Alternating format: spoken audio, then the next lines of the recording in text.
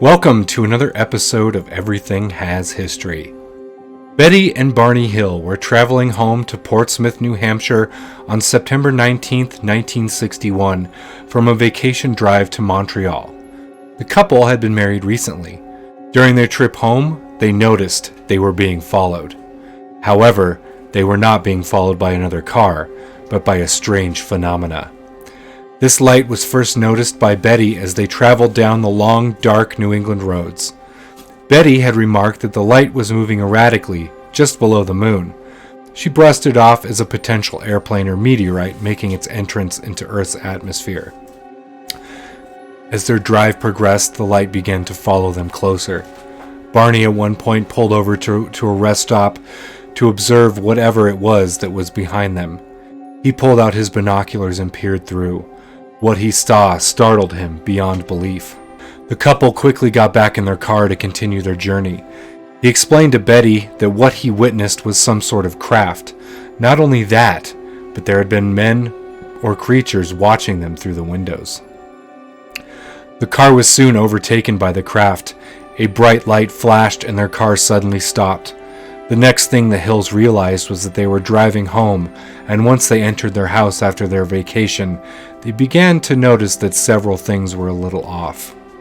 They realized that they had hardly any recollection of how they got home or how long they had driven. Both Hills noticed that their watches were dead.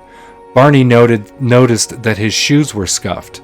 This was an anomaly as he was known to be an impeccable dresser. Betty removed her dress and found an odd pink powder and rips at the seams and the hem. The binoculars that had been used to observe the craft showed the strap had been broken.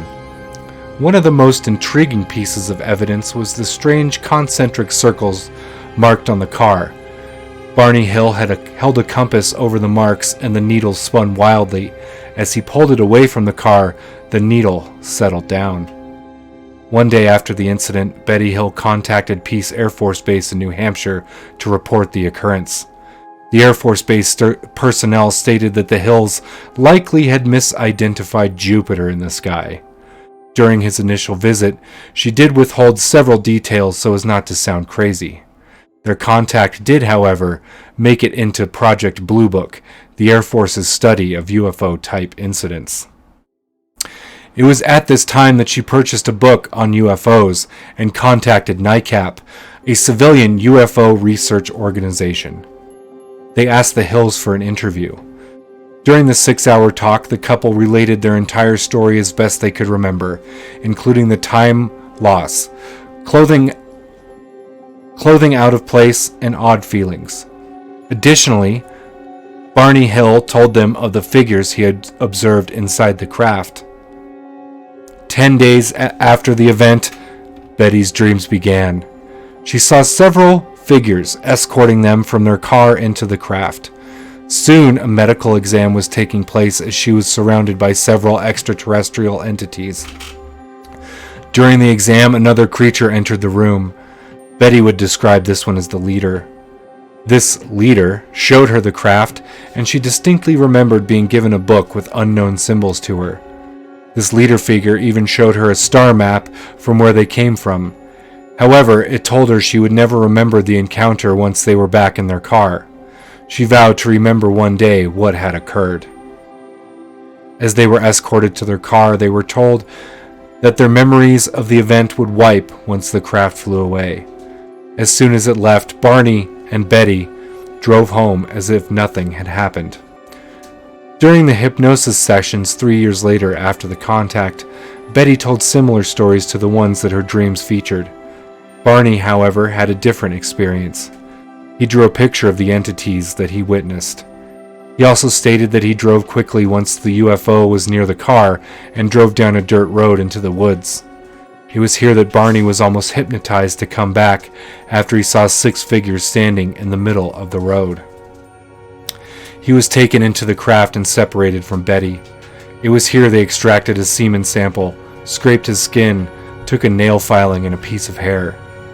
While Betty stated that the leader had spoken to her in English, Barney felt he was being telepathically communicated with. He never saw their mouths move, but completely understood what they were saying.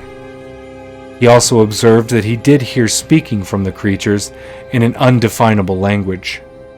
Barney also stated fear came over him upon the craft's leaving.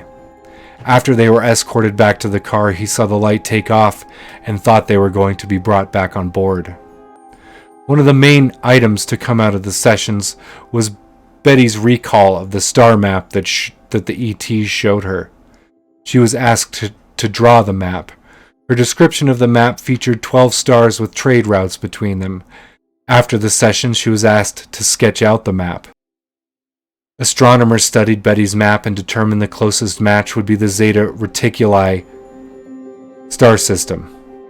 Famous astronomer Carl Sagan disputed the drawing of the map, saying that it resembled no discernible map. Zeta could be the starting point, but the rest of the stars in the map show no evidence of being within distance of Zeta Reticuli. Additionally, the hills were met with more scrutiny. One claim stated that they were dealing with stress-induced hallucinations of being a mixed-race couple in the 1960s. Both hills dismissed this claim. They both stated that they had no feelings of stress about their relationship because it had never been a factor. Both hills had also been deeply involved in the civil rights movement and were volunteers with the NAACP. Another piece of scrutiny came from the idea that the hills had been influenced by sci-fi programming on television. Some questioned Barney's descriptions of the creatures he saw as interpretations of the aliens from the show Outer Limits. Another witness who lived in the area say there is an aircraft beacon light in the area of where they were allegedly abducted. He says that it is likely that they were extremely sleep deprived, and that the light flashing on and off at different intervals could have caused them to panic while suffering from sleep deprivation. Regardless of the criticism, both hills stuck to their stories and were convinced they were abducted that night. Betty Hill became a fixture in the UFO community and spoke several times to investigators. Sadly, Barney Hill passed away in 1969 of a cerebral hemorrhage. Betty continued to tell their story throughout the rest of her life. Thank you for watching another episode of Everything Has History. Comment down below and let me know what you think of the Betty and Barney Hill incident.